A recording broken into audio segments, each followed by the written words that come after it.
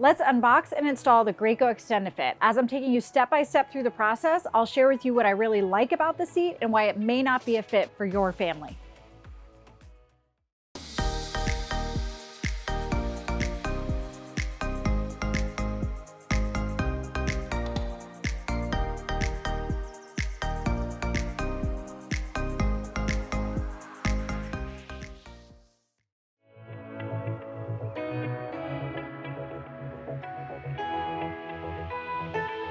All right, so anytime you take your car seat out of a box, it's always gonna come with the registration tag that's gonna be attached to it. It's really important that you fill this out, or you can go right online to the manufacturer's website and fill it out. This is how you're gonna know if there's any active recalls on your seats or any that come up. Oh, I gotta sit down. For this seat, when you open and read the manual, you will know this, but I'm giving you a heads up. The cup holders are required, meaning you can never use a seat without the cup holders in place. So let's get those on here.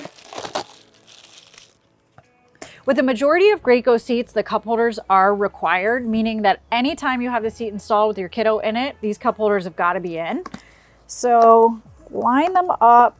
They have like little tabs, and you got to sort of push them down until they click in place. All right, so as you can see, you have to use some effort to get those cup holders to be in. If you are able to easily pull them out, then they're not locked in place. So like keep using some strength to push them down in there. A couple things to note about this seat specifically. Let's get this out of the way. So one of the key features of this seat is that it has a 50-pound rear facing limit, which means you can keep a kiddo rear facing in this until the average like 50-pound kid is like 5 or 6. I don't know that you're gonna make it quite that long rear facing, but the cool thing about this seat is it has this extension panel, giving you more space for your kiddos with longer legs to fit. Everything else about the seat is sort of basic from what we're typically used to. Our lower anchor connectors are stored here on the side of the seat. I'll show you how to use those in a minute. Your top tether strap is back here. We'll use this when your kiddo is forward facing. You've got a recline indicator on this side, and then lots of different reclines that you can use here. The way to adjust the recline on this seat, you pull this lever forward and you can rock it just like this to get the required recline angle. It's going to change based on whether you're in rear or forward facing. So I will show you how to do this one rear facing. And this one, in terms of the harness, has a no rethread harness, which means that you can adjust it just by simply holding up the handle and lowering it up and down. So let's take the seat and get it installed rear facing in this vehicle. So first thing, get your vehicle sort of set up for success for you. Make sure your vehicle seat backs are in their most upright position. That's typically required by most vehicles. So check your vehicle manual for any questions about what position your seat back has to be in. I went ahead and moved the passenger seat all the way up, so I have like plenty of space and room to move. But obviously my passenger, should I have one in this car, cannot actually safely sit in this position. So you want to be mindful of that when you're looking at the recline angle of the seat as well. One of the things we love about the Graco Extend2Fit is its ability to get super compact front to back. So if you do have limited space here, you're able to get this car seat in. It can be a great choice if that's one of the issues for you in your vehicle. So I purposely have put it here on Recline 4, which you have to use when your kiddo has neck control, but you can see how upright and compact this seat can be. So when you're putting your seat in, I'm actually going to start it at like a Recline 2. This is going to be at your discretion, guys. You get to choose as long as it's falling within the range required, the bubble range required. You can decide where it goes on that 1 through 4. And so much of that decision is going to be based on the front to back space that you have and the comfort of your child and what position that you want them in. Let's install with lower anchor connectors first. So as I said, they are stored for us so nicely right here. So we're going to release them from their little storage location on both sides. The strap has already been routed through the rear facing belt path. So there are 2 belt paths on this seat. one where you're gonna route the lower anchor connector strap or seatbelt to install it rear facing, a different one for forward facing, which we'll share with you in another video. So the strap being routed where it is, make sure you find the lower anchor connector positions that you're allowed to use in your vehicle. So reach back in there, kind of feel for it. And then the strap is nice and loose, so I have plenty of slack to be able to actually get it into these lower anchor connectors. Staple side up. I want the fat side to be up. Line it up. Connect it to your lower anchor connector on that side, and then keep yourself like to have plenty of slack. Connect it on the other side. Now, the car seat is attached to the vehicle seat, but it obviously is not tight or safely installed. So now we have to tighten things up. Get your seat where you want it to be. Check your recline. The key to tightening a lower anchor connector strap is not to pull the slack out this way, away from you. The key is to pull it towards you. So I'm gonna start by just kind of gently getting some of the easy slack out. But let me show you this. Even if I do it this way and I test for tightness here at the belt path, we're not there yet. So I've gotta do a little bit more. I like to lift the fabric on one corner of the seat to do this so I can reach my hand in here. This is the belt path again, and I'm gonna grab the tail of that lower anchor connector strap, and now I can really pull it towards me. So you guys can see maybe how I've like purposely just like naturally got my body in this position.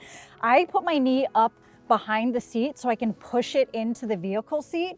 I'll show you another way where you can wedge your body just right behind the seat if that's something you're able to do. But grab the tail of that strap and then take one hand and depress down into the seat and take your other hand and pull it towards you. It's gonna look like this. Push on one side, pull. I might do it up here. You can see all that slack coming out of the lower anchor connector strap. And now let's do the test for tightness, which is again done at the belt path. Give it a shake and you can see that the seat like isn't moving at all. Remember, the max it's allowed to move is 1 inch, side to side, front to back, any direction. I'm gonna straighten the seat up a little bit. Check. We're nice and tight. That's how simple a lower anchor connector installation could be when you know how to get the lower anchor connector strap tight.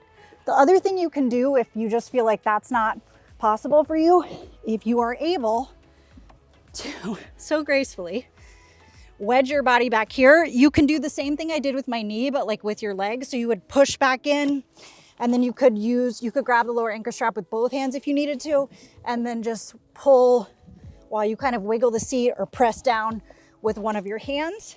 That can be another way to help you get the lower anchor connector strap tight if you need that kind of leverage. You're gonna put your padding back on your seat, and then the final step in our rear facing mode is to triple check that the recline is in the proper position. And it is. I could even make the seat go further upright if I have a kiddo with neck control, as I shared with you, because right now I am on recline level 1. So lots of options to get it even more compact, and that's how you install the seat with lower anchor connectors. Let's do a seatbelt installation now. I am going to show you how to unattach the lower anchor connectors and lengthen the strap, because sometimes this can be tricky for people. So you're going to just depress into that red button on the lower anchor connectors, and then you're going to want to store these if we're going to use the seatbelt. To lengthen it, oh, I should probably unattach the other side. Okay, there we go.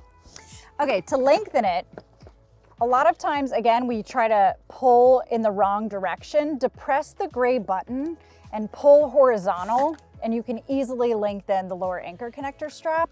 And then you're simply going to find the storage location, which is right there, and attach your lower anchors so that they are safely stored and out of the way. So why would you use the seatbelt to install the seat? Well, so there are 2 reasons.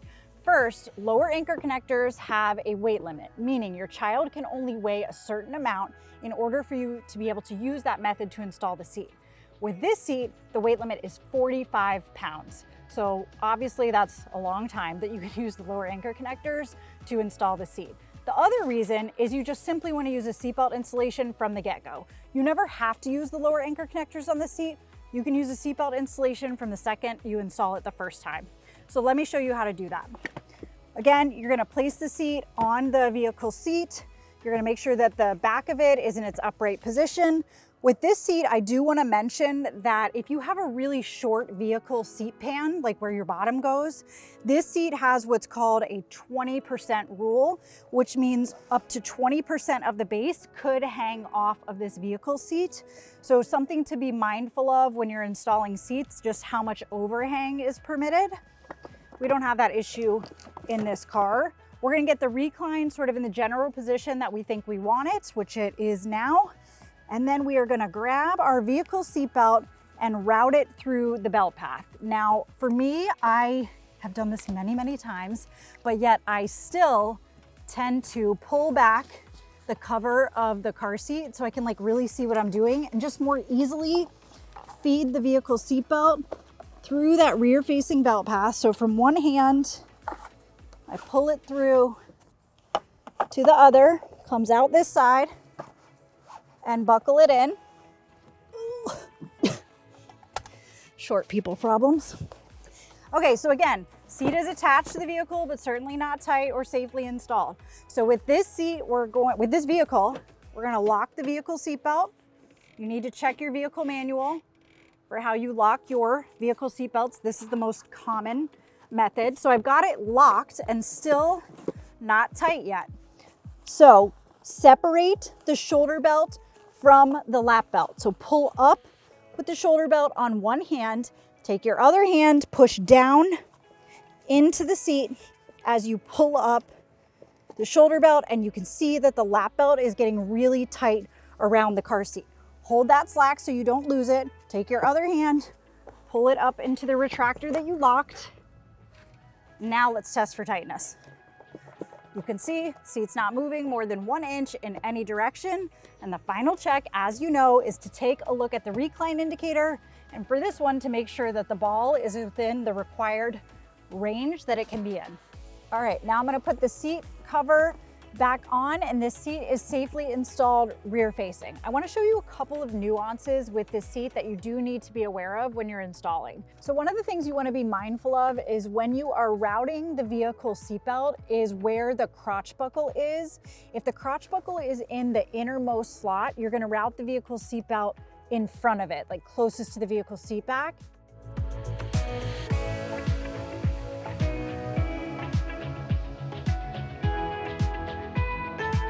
If the crotch buckle has been moved out to the outer slot, you're gonna route the crotch buckle behind it closer to this side of the car seat. So just make sure you're paying attention to the routing of that vehicle seatbelt in relation to the crotch buckle.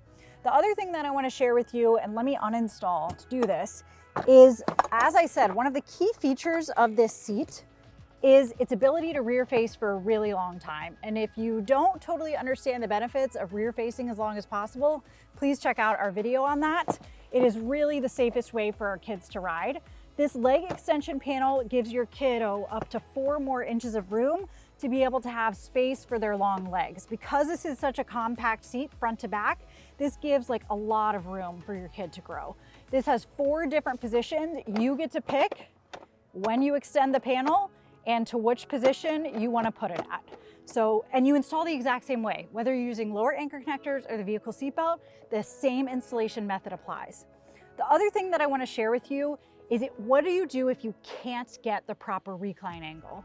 So as I said, you've got a pretty decent amount of recline angle range on this seat, but sometimes you just can't get it there. And we know that that's all the more critical for our newborn babies that don't have neck control. Recline is not optional for the sake of your little one's breathing, but also for optimal crash protection. So you're gonna use a rolled towel if you can't get that silver ball in the right place on the recline angle range. So let me show you how to do that. Some car seats allow you to use a rolled towel or even a pool noodle to get the required recline, and others do not. So always check your car seat manual. I just want to say that. For this seat, as I said, you are allowed to use a rolled towel.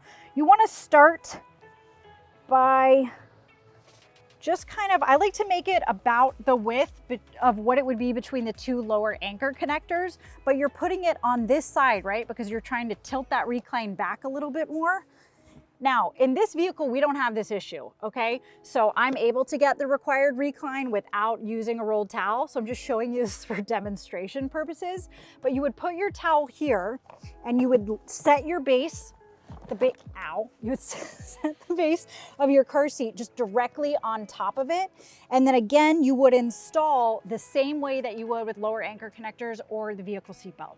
Just keep in mind that you want to use the thinnest towel as possible, build up in the width of it as you need to get that required recline, and then install the same way as is required with the lower anchor connectors or the vehicle seatbelt.